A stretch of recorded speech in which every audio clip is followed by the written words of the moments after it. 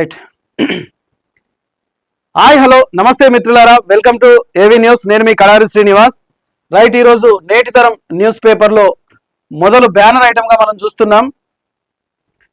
టోటల్గా తెలంగాణ రాష్ట్రానికి వచ్చిన ప్రధానమంత్రి మోడీ మాట్లాడిన మాటల అర్థాలను ప్రతి ఒక్క పేపర్ అనుసరిస్తుంది. అయితే సాధారణంగా పొదుపు మంత్రం ప్రజలకేనా పాలకులకు కాదా అంటూ చీఫ్ ఎడిటర్ బొమ్మ అమరేందర్ డైరెక్ట్ గా ప్రధానమంత్రి మోడీని ప్రశ్నించినట్టుగా మనకు కనిపిస్తోంది.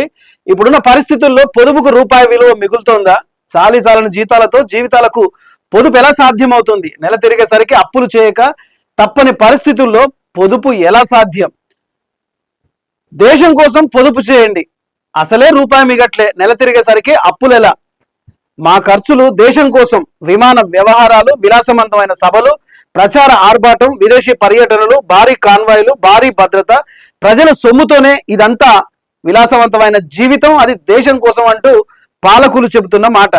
ఇక పొదుపు నీతులు కాదు, ప్రజల బతుకులకు ఆధారం కావాలి అంటూ ముందు మీరు ఆచరించండి సార్, తర్వాత మేము అనుసరిస్తాం అంటూ ప్రధానంగా బ్యానర్ ఐటంలో మనం చూసుకోవచ్చు. పాలకులు మాటలు చెప్పి ఆచరణలకు గాలికి వదిలేయడం కొత్తనా? మాటలు చెప్పినంత సులువుగా ఆదాయం లేని చోట పొదుపు ఎలా సాధ్యమవుతుంది? 10 ఏళ్లలో పెరిగిన ధరల సంగతి ఏమిటి? వాటిని తగ్గించకపోవడానికి కారణాలు ఏంటి? ఎంత ధర పెరిగినా పెళ్లిలకు బంగారం కొనుగోలు ఆపడం సాధ్యమవునా? అసలే బంగారం కొనొద్దు అని మోడీ గారు చెప్పినప్పుడు ఇంకా పెళ్లిలకు బంగారం కొనకపోతే వెండి కొంటారేమో. ఇక పెరిగిన ధరలకు పెట్రోల్ మంటలు ఇప్పటికే దహించి వేస్తున్నాయి. దేశం కోసం, ధర్మం కోసం అని చెప్తుంటే జనం సర్దుకుపోతూనే ఉంటారు. అదే మోడీ దేశ సంరక్షణ కోసం, దేశ సౌభాగ్యం కోసం సప్పట్లు కొట్టండి, దీపాలు పెట్టండి, గంటలు కొట్టండి అని మాత్రం పిచ్చిగా ఆయన ఏం చెప్తాడో అదే చేస్తారు.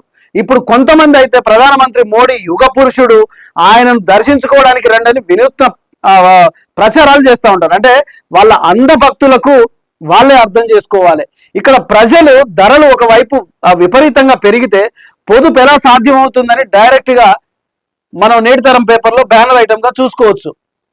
ఇక వర్క్ ఫ్రమ్ హోమ్ అనేది కంపెనీలు నిర్ణయిస్తారా, పాలకులు నిర్ణయిస్తారా? కంపెనీలు పెట్టుకొని ఉద్యోగులను కూర్చోబెట్టి జీతాలు ఇవ్వడం సాధ్యమవుతుందా? విమానం ముఖం కూడా చూడని వారు మన దేశంలో 80% మంది ఉన్నారు. విదేశాల కాలక్షేపం కోసం వెళ్లేవారు కనీసం 3% కూడా ఉండరు. ఆడంబరం అంటే ఏమిటో కూడా తెలియని మధ్యతరగతి ఖర్చులు తగ్గించుకోవాలా, పొదుపు చేయాలా? విదేశీ వస్తువులు అందుబాటులో ఉంటే విదేశీ వస్తువులు జనం ఎందుకు కొంటారు? ధరల్లో నాణ్యతల్లో విదేశీ వస్తువుల కన్నా మెరుగ్గా ఉంటే వాటి జోలికి ఎందుకు వెళ్తారు? రసాయన ఎరువుల వాడకం రైతుకు సాధ్యమా? దిగుబడి లేకపోతే రైతు బతికేదెలా? పంటకు వంట నూనెకు ఎంత వాడాలో జనానికి కొత్తగా చెప్పాలా? అంటే ఇక్కడ డైరెక్ట్ గా జనాలకు మీరు ఉపాధి, సంక్షేమం, అభివృద్ధి కార్యక్రమాలు చేయాలి తప్ప ప్రజా పాలకులు వాళ్ళను ఖర్చులు తగ్గించుకో, నీ పొదుపు చేసుకో అని నీతి వాక్యాలు చెప్పడం పాలకులకి ఇది ఒక అలవాటు అయిపోయింది. ఇది ఒక కొత్త ట్రెండ్కు బీజేపీ శ్రీకారం చుట్టింది. ఎందుకంటే ప్రపంచ దేశాల్లో యుద్ధ వాతావరణం నెలకొన్న ఈ తరుణంలో ఒకవైపు ఇంధనం తక్కువ చేయండి, పొదుపు వాడండి అని చెప్తూనే ఆయన ప్రధానమంత్రి వాడే కాన్వాయ్లను నిన్న మనం వినూత్నంగా చూసినాం. 2 కాన్వాయ్లలో ఆయన ప్రయాణం చేసినట్టుగా. అయితే మరి ఇంకా నీరవ్ మోడీ దగ్గర ఉన్న ఆస్తులు అయితేనేమి, లలిత్ మోడీ దగ్గర ఉన్న ఆస్తులు అయితేనేమి, దేశంలో పెట్టుబడి పెత్తందారి వ్యవస్థ దగ్గర ఉన్న డబ్బులు అయితేనేమి, అవి బయటికి తీస్తే ఈ కరువు పోదా? ఒక్కసారి మీరే ఆలోచించుకోండి. ఇది బ్యానర్ ఐటంలో మనం ప్రధానంగా చూస్తున్నది. అంటే ఇక్కడ చూడొచ్చు, గ్యాసు 1100, పప్పు 200, పాలు 70 రూపాయలు, పంట నూనె 180 రూపాయలు, కూరగాయలు అయితే ఇక చెప్పనక్కర్లేదు, రోజు రోజు పెరుగుతాయి. ఆ ఉల్లిగడ్డలు ఎంత ధర పెరుగుతున్నాయో, ఆ గ్యాస్కి ఎంత పెరుగుతుందో, నూనెకి ఎంత పెరుగుతుందో, ఇక్కడ నూనె 180, కూరగాయలు అయితే 120 అని చూస్తున్నాం. ఇలాంటి నిత్యావసర వస్తువుల మీద ప్రజల మీద ఆర్థిక బండ మోపి మీరు ఇంకా పొదుపు చేయాలి అని అంటే అది ఎలా సాధ్యం అవుతుంది? ముందు మీరు తీసుకునే జీతాలు బంద్ చేయండి. ఎమ్మెల్యేలు, ఎంపీలు, మంత్రులు, ప్రధానమంత్రులు, ప్రతి ఒక్కరు, గవర్నమెంట్ పాలకుల్లో ఉన్న ప్రతి ఒక్కరు మీరు ఒక నెల రోజుల జీతాలు ప్రజలకు ఇచ్చేయండి. ఏమన్నా పేదవాళ్ళు అయిపోతారా? ఏమన్నా ఆస్తులు తరిగిపోతాయా? మీరు ఏమన్నా తిండి కొదవా? మీకు ఎక్కడ పోయినా ఫ్రీ అయినా, బస్సు ఎక్కినా ఫ్రీయే, రైలు ఎక్కినా ఫ్రీయే, విమానం ఎక్కినా ఫ్రీయే, మీరు తినే తిండి ఫ్రీయే, మీరు వాడే బట్టలు ఫ్రీయే, మీరు వాడే కారు ఫ్రీయే, ప్రతి ఒక్కటి ఫ్రీయే కదా. ప్రజాపాలకుడిగా మేము ఎన్నుకున్న తర్వాత మీకు అన్ని ఫ్రీ ఇచ్చిన తర్వాత మేము ఎలా పొదుపు చేయాలి? మీరు చేయాలి కదా పొదుపు. ఆ పొదుపు ఏదో మీరు చేయాలని చెప్పి ఇక్కడ ప్రధానంగా మనం బ్యానర్ ఐటమ్ లో చూడొచ్చు. ఇక నేటి తరం పేపర్ రెండో పేజీలోకి వెళ్తే మనం ఇక్కడ చూస్తున్నాం 2 వాహనాల కాన్వాయ్తోనే మోదీ ప్రయాణం. Very good. నరేంద్ర మోడీ కాన్వాయ్లో వాహనాల సంఖ్య భారీగా తగ్గింది. అంటే ఖర్చు పెట్టిన దుబారా ఖర్చు అంతా అయిపోయిన తర్వాత తెలంగాణ రాష్ట్రానికి వచ్చి 4 వేద మంత్రాలు వల్లించి మళ్ళీ మీరు తగ్గించుకుంటే మరి మీ పక్కన ఉన్న పెద్ద పెద్ద వాళ్ళంతా పెట్టుబడిదారు వ్యవస్థ అంతా వాళ్ళు ఎన్ని కాన్వాయ్లు వాడుతున్నారు, మీరు మణిపూర్కి వెళ్ళినప్పుడు ఎంత ఖర్చు చేశారు, ఇవంతా సోషల్ మీడియాలో చక్కర్లు కొడుతూనే ఉన్నాయి. ప్రతి మాట ఒక్కసారి ఇటు చూపిస్తున్నప్పుడు 4,000 మనం అయిపోయి చూపిస్తాయి ప్రధానమంత్రి గారు. ఖచ్చితంగా దేశానికి మీరు ఏదో ఒకటి చెయ్యాలి. ఇట్లా 2 వాహనాలు చేసినంత మాత్రాన పొదుపు ఇక్కడ కాదు. ప్రజల్లో మార్పు రావాలంటే ముందు పాలకులు మీ జీతాలను ప్రజలకు ఇచ్చేయండి, సంక్షేమాభివృద్ధికి ఇచ్చేయండి. వేలకు లక్షలకు మీరు జీతాలు తీసుకొని ప్రజల్ని పొదుపు చేయమంటారా? అయితే ఇక్కడ మనం చూస్తున్న మోదీ ప్రయాణం చేసినది 2 వాహనాలతోనే ప్రయాణం చేసిందట. కాన్వాయ్ సైజును కూడా కుదించుకున్న కేంద్ర మంత్రులు. ఇంధన పొదుపుపై ప్రధాని మోదీ పిలుపు మేరకు కేంద్ర హోంమంత్రి అమిత్ షా సహాయ మంత్రులతో సహా కాన్వాయ్ సైజును కూడా 2 వాహనాలకు కుదించుకున్నారు. ఉత్తరప్రదేశ్ సీఎం యోగి ఆదిత్యనాథ్ సైతం కాన్వాయ్లో వాహనాల సంఖ్యను తగ్గించుకున్నారు. Very good. అది పూర్తిగా జీవితాంతం తగ్గించుకుంటారా, లేకపోతే ఈ యుద్ధ వాతావరణం తర్వాత తగ్గించుకుంటారా? ఇదేదో పొదుపు ఒక్కసారి మొదలు పెడితే రాదు. సరే, మీరు మొదలు పెట్టారు కాబట్టి ప్రజలు కూడా అర్థం చేసుకుంటారు. ప్రజలు కూడా నెమ్మదిగా మీ దారిలో నడవడానికి అది చేస్తారు. ఎందుకంటే మీరు సపర్లు కొట్టమన్నప్పుడు కొట్టిర్రు, మీరు గంట ఊపు అన్నప్పుడు ఊపిర్రు. ఇవాళ మీరు 2 కార్లు కాన్వాయ్లు పెట్టుకుంటే ప్రజలు కూడా ఒకసారి చూసి, ఎందుకంటే అంధభక్తులు కదా, డైరెక్ట్ గా మీరు ఏం చేస్తే మోడీ యుగ పురుషుడు కదా, రాక రాముని కంటే శ్రీకృష్ణుని కంటే మోడీ యుగ పురుషుడు కాబట్టి మోడీ గారిని చూడడానికి రమ్మని చెప్పారు కదా వినూత్న ప్రచారం. అందుకనే యుగ పురుషుడు చెప్తున్నాడు కాబట్టి మీరు కూడా మారాలి ఖచ్చితంగా. ఇక మరొక వార్త చూస్తున్నాం. హైదరాబాద్ లో ఉబర్ ఎక్సలెన్స్ సెంటర్, ఫ్యూచర్ సిటీలో Uber corporate office, CM Revanth రెడ్డితో భేటీ, సీఈఓ ధారా కోస్రా షాహి వెల్లడి. అంటే ఉబర్ ప్రత్యేకమైన సర్వీసులు ఉన్నాయి కదా, మనం ఆన్లైన్ లో బైక్ బుక్ చేసుకోవడం కానీ వాటి గురించి ఇది ఒక న్యూస్ చూస్తున్నాం. సో మొత్తానికైతే ఇక్కడ మనం చూస్తున్నాం. ఇంకొక వార్త మనం చూసుకుంటే, ఆ బాలికకు న్యాయం జరిగే వరకు కాంగ్రెస్ అండగా ఉంటుంది. మహేష్ కుమార్ గౌడ్ అంటే ఎట్టకేలకు పిసిసి ప్రధాన అధ్యక్షుడు మాత్రం ఇవాళ ఇస్తున్నాడు. లైంగిక వేధింపుల కేసుల నిందితుడు, సామాజిక రాజకీయ నేపథ్యం ఏదైనా సరే బాధితురాలికి న్యాయం జరిగే వరకు కాంగ్రెస్ పార్టీ అండగా నిలుస్తుందని పిసిసి అధ్యక్షుడు మహేష్ కుమార్ గౌడ్ స్పష్టం చేశారు. బాలిక సామాజిక వర్గం పెళ్లికి సంబంధించి మంత్రి పొన్నం ప్రభాకర్ వ్యాఖ్యలు చేసినట్లు వస్తున్న వార్తల్లో నిజాలు ఏమైనా అవి ఆయన వ్యక్తిగత అభిప్రాయాలే కానీ కాంగ్రెస్ పార్టీకి ప్రభుత్వానికి సంబంధం లేదని కేంద్ర మంత్రి బండి సంజయ్ కుమారుడు భగీరథ్ పై ఫోక్సో కేసు తదనంతర పరిణామాలపై మహేష్ కుమార్ గౌడ్ ఒక ప్రకటన చేశారు. మహిళల భద్రత, చిన్నారుల రక్షణ, ఈ మహిళల భద్రత, చిన్నారుల రక్షణ ఫోక్సో కేసు బషీర్బాగ్ లో కేసు అయినాక 4 రోజులు అయిన దాకా దిక్కులేదు.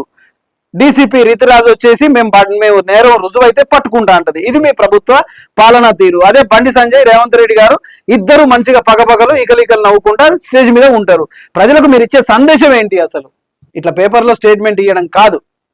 ఇక మరొక వార్తను చూసుకున్నాం. సీఎం రేవంత్ రెడ్డిని కలిసిన పలువురు ప్రముఖులు.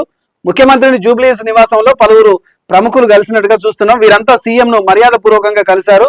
Lokayukta justice Rajasekhar Reddy, engineering export promotion council regional chairman Raman Raghu, regional director J V Rajagopalarao కొంతమంది కూడా ముఖ్యమంత్రిని కలిసినట్టుగా మనం ఇక్కడ వార్తను చూస్తున్నాం. ఇక మరొక వార్తను చూస్తున్నాం. పోలీసుల విచారణకు భగీరథ్ గైర్హాజరు. ఇదేం కొత్త కాదు కదా. కేంద్ర మంత్రి బండి సంజయ్ కుమారుడు బండి భగీరథ్ పోలీసుల విచారణకు గైర్హాజరయ్యారు. పేట్ బషీర్బాగ్ పోలీస్ స్టేషన్ పరిధిలో బండి భగీరథ్ పై ఫోక్సో కేసు నమోదైంది. స్పెషల్ ఇన్వెస్టిగేషన్ టీంను ఈ కేసు విచారిస్తుంది. 5 టీములు కూడా ఏర్పాటు చేశారట ఈ మహానుభావుని పట్టుకోవడానికి. ఇందులో భాగంగా విచారణకు రావాల్సిందిగా భగీరథ్కు నోటీసులు జారీ చేశారు. ఈయన నోటీసులు జారీ చేస్తే ఆయన ఈమెయిల్లో పిటిషన్ కోసం, నాకు ఇంకా సమయం కోసం అని ఆయన ఈమెయిల్ రాయబారాలు చేస్తున్నాడు. అయితే పోలీసుల విచారణకు హాజరు కాలేదు. ఈ కేసుకు సంబంధించిన ఎఫ్ఐఆర్లో పలు సెక్షన్లు పోలీసులు జోడించారు. అంటే సెక్షన్ 6 కూడా జోడించినట్టుగా తెలుస్తోంది. ఇది గనక జోడిస్తే ఖచ్చితంగా ఆయనకు 20 ఏళ్ళు జైలు శిక్ష పడే అవకాశం ఖచ్చితంగా ఉంటుంది.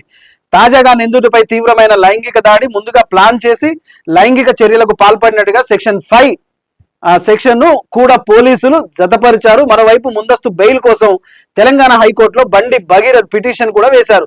గురువారం పిటిషన్ పై హైకోర్టు వెరిఫికేషన్ బెంచ్ విచారణ చేయనుంది. అయితే ఇక్కడ మనం కోర్టుల మీద ఆరోపణలు చేయడం మంచిది కాదు, కానీ ఇప్పుడు నడుస్తున్న రాజకీయ పరిస్థితులు బండి సంజయ్ కొడుకును ఎలా కాపాడాలనే ఉద్దేశంతో హైకోర్టులో ఉన్న జడ్జీలు ఎవరైతే ఉన్నారో వాళ్ళు ఎవరు చెప్తే వింటారో వాళ్ళు అడ్వకేట్లను నియమించుకుంటున్నారట. అండ్ అలాగే జడ్జీలు కూడా బండి సంజయ్ మామూలుడు కాదు కదా, కేంద్ర సహాయక హోంశాఖ మంత్రి, మరి ఆయన కొడుకుకే ఇది జరగకూడదు కదా అని చెప్పేసి జడ్జీలు కూడా పొల్యూషన్ అయ్యే అవకాశాలు ఎక్కువగా ఉంటున్నాయని నేను అంటున్న మాట కాదు, బార్ కౌన్సిల్లో జరుగుతున్న విషయం ఇది.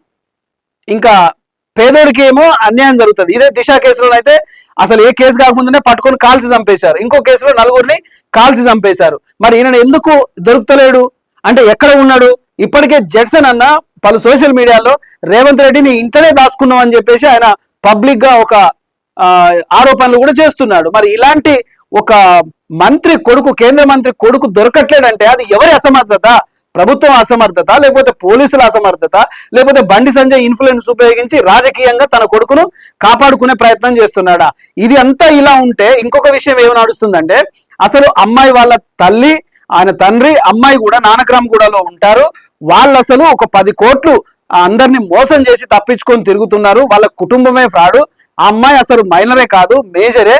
ఇదంతా చేస్తుంది బీఆర్ఎస్ ప్రభుత్వంలో ఒక ఇద్దరు అని చెప్పేసి పబ్లిక్ గా ఇది ఒక వాదన జరుగుతుంది. ఇది ఈ 2-3 రోజుల్లో ఖచ్చితంగా ఇది బయటకు వస్తుంది. అంతా కూడా ఇది బండి సంజయ్ కొడుకు మీద, బండి సంజయ్ రాజకీయ జీవితం మీద దెబ్బ పడుతుందని మరొక ఆరోపణలు కూడా వినపడుతున్నాయి. మరి ఏది నిజం అనేది చట్టం తేల్చాలి, పోలీసులు చేశాలి. ఇక మహిళా శిరోమణులు, బీజేపీ మహిళా శిరోమణులు అయితే ఏకంగా మోడీని యుగ పురుషుడు అని చెప్పేసి దేశం కోసం, ధర్మం కోసం జై భారత మాత, జై శ్రీరామ్ అంటూ చెప్పుకొచ్చిన ఆ మహిళా శిరోమణులు ఏకంగా అసలు రుజువే కాలేదు కదా, చట్టం తన పని తాను చేసుకోపోతుంది, ఓ చట్టంకి లంబా చోడా హాత అని చెప్పేసి ఆమె పెద్ద పెద్ద మాటలు మాట్లాడుతున్నారు. మరి వాళ్ళకి తెరవాలి, చట్టం తన పని తాను చేసుకోపోద్ది కరెక్టే, ఆ తన పని తాను చేసుకుపోయే పనిని కూడా మీరు ఎందుకు అడ్డుకోవాలి? రాజకీయంగా ఎందుకు మీరు అడ్డుకోవాలి అనేది పౌర సమాజం ప్రశ్నిస్తోంది. ఇక ఇది ఇంకొక వార్త చూస్తున్నాం. క్రైమ్ లో తెలంగాణ రైజింగ్, అంటే రైజింగ్ తెలంగాణ అని సీఎం రేవంత్ రెడ్డి అన్నాడు కదా, అందుకనే కేటీఆర్ గారు సెటైర్ గా క్రైమ్ లో తెలంగాణ రైజింగ్, వెల్డన్ రాహుల్ గాంధీ అంటూ కేటీఆర్ ట్వీట్ చేసినట్టుగా మనం ఇక్కడ చూస్తున్నాం. తెలంగాణ ఆడబిడ్డలపై నేరాలు పెరగడంతో బీఆర్ఎస్ వర్కింగ్ ప్రెసిడెంట్ తీవ్రమైన ఆరోపణలు చేసినట్టుగా మనం ఇక్కడ చూస్తున్నాం. అండ్ అలాగే మహిళలపై నేరాల్లో దేశంలోనే అగ్రస్థానికి చేరిందని ఆరోపించారు. తెలంగాణ మహిళలపై నేరాల రేటులో దేశంలోనే మొదటి స్థానంలో నిలిచిందని, సైబర్ నేరాలు కూడా భారీగా పెరిగాయని విమర్శించారు. రైట్, ఇక తప్పు చేస్తే ఎంతటి వారైనా శిక్షార్హులే. బండి భగీరథ్ విషయంలో వెనకడుగు వేసేదే లేదు. మంత్రి సీతక్క అంటే ఎట్టకేలకు పిసిసి అధ్యక్షుడు మాట్లాడిన తర్వాత ఒక్కొక్క మంత్రి గారు ఇప్పుడు మాట్లాడుతున్నారు అన్నట్టు. అంటే అసలు విషయం పూర్తిగా సోషల్ మీడియాలో అనేక ఛానళ్ళు, డిజిటల్ మీడియా ఫోర్స్ చేస్తే గానీ మీకు మెలక రాలేదు, మీకు వేడి తగలలేదు అనేది ఇక్కడ అర్థమవుతోంది. ఇక మరొక వార్త చూస్తున్నాం. పొదుపు సూత్రాలు తెలంగాణకైనా, నిధులు మాత్రం ఆంధ్రాకా అంటూ బీఆర్ఎస్ అంటే సేన కవితక్క ఇక్కడ మాట్లాడుతున్నట్టుగా చూస్తున్నాం. ప్రధాని తీరుపై మండిపడ్డ కవిత భగీరథ్ పారిపోకుండా లుకౌట్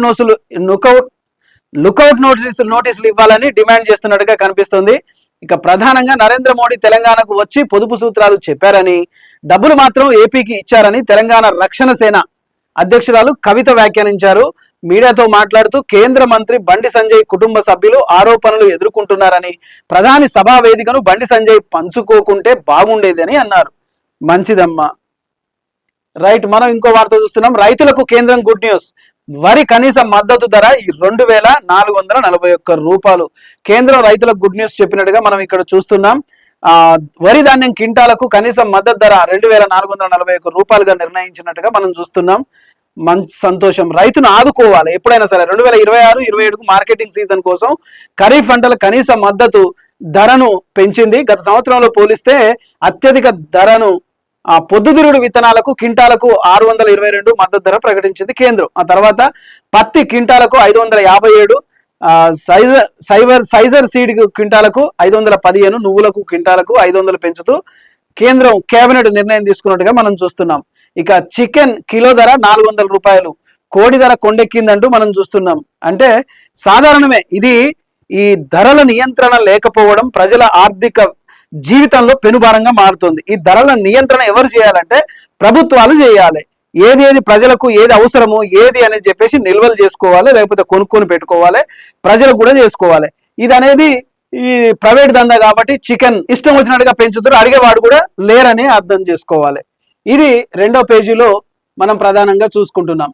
ఇక 3వ పేజీలో మనం చూసుకుంటే ప్రధానంగా మనం ఇక్కడ చూస్తున్నాం సిబిఎస్ఈ 12వ తరగతి ఫలితాల్లో ఆల్ ఫోర్స్ విద్యార్థుల జయకేతనం అంటూ ఒక వార్త చూస్తున్నాం.